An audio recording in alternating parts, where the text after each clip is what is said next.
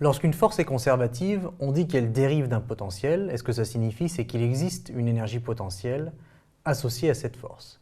Alors dans le cas du poids, il existe une énergie potentielle associée au poids, car le poids est une force conservative, et cette énergie potentielle, c'est l'énergie potentielle de pesanteur.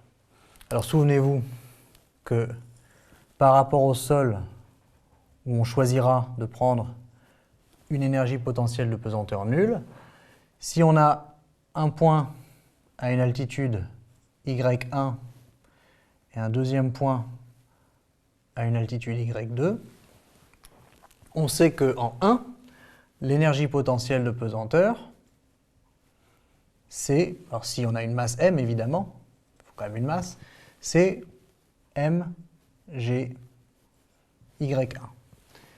Et en 2, c'est tout simplement mg y2. Et ça, c'est l'énergie potentielle de pesanteur. Et on voit bien qu'elle est associée au poids. On retrouve mg dans l'expression. Et on a vu précédemment que le travail du poids pour aller de 1 à 2, eh bien, c'est moins mg h, avec h,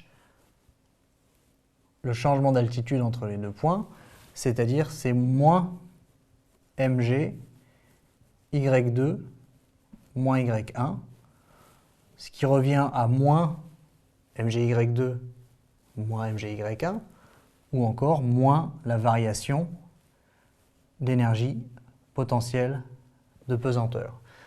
Donc deux choses à retenir, le poids est une force conservative, et l'énergie potentielle associée au poids, c'est l'énergie potentielle de pesanteur, et le travail du poids, du point 1 au point 2, est égal à l'opposé de la variation d'énergie potentielle de pesanteur, car le poids est une force conservative.